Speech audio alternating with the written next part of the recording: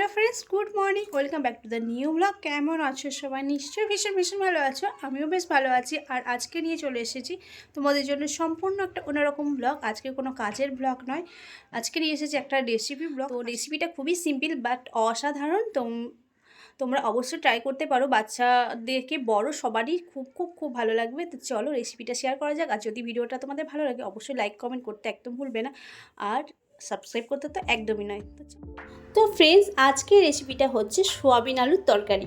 Soybean আলুর তরকারি আমরা ঘরে ঘরে প্রায় করে থাকি, কিন্তু এইভাবে যদি সোয়াবিন আলুর তরকারি রান্না করা যেতে পারে, বাচ্চা থেকে বুড়ো সবাই চেটে পুটে খাবে। ভাত হোক কিংবা রুটি সবার সাথেই জমে যাবে। আর বাচ্চাদের তো বিশেষ করে ফেভারিট, কারণ হচ্ছে আমার ঘরে তো দুটো বাচ্চা রয়েছে, তাদেরও ফেভারিট। সেই কারণে আমি এতটা জোর দিয়ে বলতে পারছি।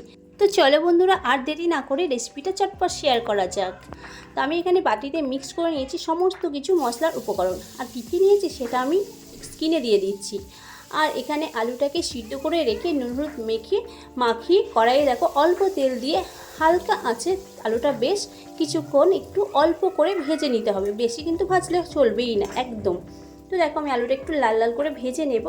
আর এখানে হচ্ছে ফোড়নের জন্য আমার যেহেতু পরিমাণ অল্প, সেই জন্য একটা তেজপাতা, গোটা গরম মশলা, গোটা জিরে, আর এখানে লবণ, পরিমাণ মতো চিনিটা অপশনাল, তোমরা দিতেও পারো নাও পারো। আর এখানে মশলার উপকরণ হিসেবে নিয়েছি আদা বাটা, জিরে বাটা, ধনে বাটা, কাশ্মীরি লঙ্কা গুঁড়ো। আর তোমরা যদি ঝাল চাও তো সেইভাবে লঙ্কার গুঁড়োর পরিমাণটা দেবে, আর হলুদ গুঁড়ো। ব্যাস এইটুকুই।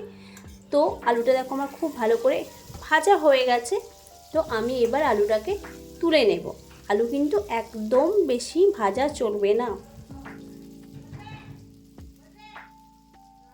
আর এখানে দেখো সোয়াবিনটা 10 মিনিট গরম জলে ভিজিয়ে রাখার পর ভালো করে ধুয়ে নিয়ে আমি এখানে একটা থালায় নুন হলুদ মাখিয়ে আর সাথে একটু পরিমাণ মতো চিনি দিয়ে মাখিয়ে দিলে সোয়াবিনটা খুব ভালোভাবে ভাজা হয় লাল লাল করে।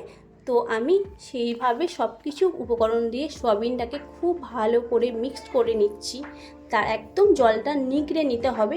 তারপর দেখো তেলের ওপর অল্প তেলে দিতে হবে, কারণ সোয়াবিনে যত তেল দেবে তত তেলটাই টেনে নেবে। তো সেই কারণে একদম অল্প পরিমাণ তেল দিয়ে সোয়াবিনটাকে নাড়াচাড়া করে ভালো করে ভেজে নিতে হবে। তো সোয়াবিনটা ভাজা হয়ে এসেছে, আমি এটাকে তুলে নেব। দেখো কত সুন্দরভাবে ভাজা হয়ে গেছে। আর এদিকে আমি ইন্ডাকশনে দেখো গরম জল বসিয়ে দিয়েছি। প্রত্যেকটা রান্নার ক্ষেত্রে আমি গরম জল ইউজ করি, কারণ তাহলে তরকারিটা খুব ভালোভাবে ফোটে বা সেদ্ধ হয় সবটাই। আর এখানে দেখো সোয়াবিনগুলো তুলে নিয়ে তারপর কড়াইয়ে অল্প পরিমাণ তেল দিয়ে তার উপর ফোড়নগুলো আস্তে আস্তে দিয়ে দেব। দিয়ে দিলাম আমি একটা তেজপাতা, গোটা গরম মশলা, আর গোটা সাদা জিরে। এই ব্যাস ফোড়ন দিলাম, আর কিছু ফোড়নে লাগবে না। আর পেঁয়াজ আমি একদম ইউজ করিনি বন্ধুরা। সোয়াবিন আলু তরকারিতে পেঁয়াজ ইউজ করা যাবে না। যদি পেঁয়াজ দেওয়া হয় তো তরকারিটা একদমই খেতে অন্যরকম টেস্ট আসবে। তো আমি পেঁয়াজ দিই না সোয়াবিন আলু তরকারিতে। তারপর দেখো নুন আর চিনি আমি একসাথে মিক্সড করে দেব। আর টমেটোটা আমি আদা জিরে পেস্টের সঙ্গে একবারে পেস্ট করে নিয়েছিলাম। টমেটোটা পেস্ট করে দিলে না তরকারিটা ভীষণ ভালো টেস্ট হয়, আর কালারটাও খুব সুন্দর আসে। তো খুব ভালো করে মশলাটা কষিয়ে নিতে হবে, যেন মশলাটা থেকে তেল ছেড়ে দেয়। দেখতেই পাচ্ছ যে আমার মশলাটা কত ভালো করে কষিয়েছে। না কষানো হলে না একটা কাঁচা কাঁচা গন্ধ আসবে। তো খুব ভালো করে মশলাটা কষিয়ে নিয়ে আমি এখানে সোয়াবিন ভেজে যেগুলো রেখেছিলাম সেগুলো দিয়ে দিলাম। আলুটা আমি এখন একবারই দেবো না, কারণ হচ্ছে আলুটা তো এমনি সিদ্ধ করা, তার উপর ভাজা হয়ে গেছে। তো এখানে কষানোর কোনো প্রয়োজন নেই। যখন আমি সোয়াবিনটা কষিয়ে নিয়ে জল দেব তখনই আলুটা দেব।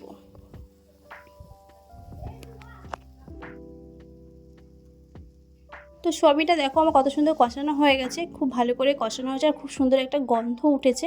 তো তারপরে আমি গরম জল যেটা করেছিলাম ইন্ডাকশানে, সেই গরম জলটা আমি ঢেলে দেব।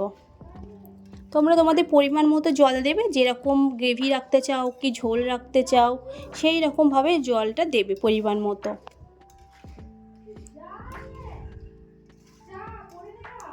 আর তারপরে দেখো আমি এখানে ভেজে রাখা আলুটা দিয়ে অ্যাড করে দিলাম।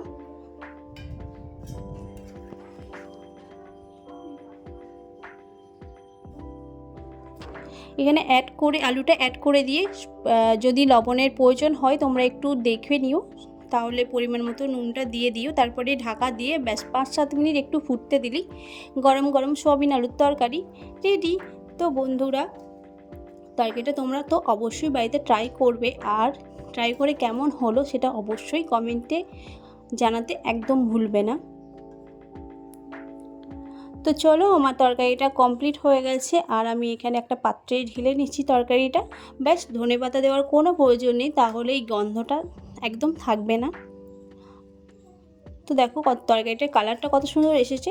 তো আজকের মতো ভিডিওটা এখানে এর খুঁজে দেখা হচ্ছে নেক্সট ডে নতুন একটা ভিডিওর সাথে। তোমরা অবশ্যই ভালো থেকো, সুস্থ থেকো, টাটা।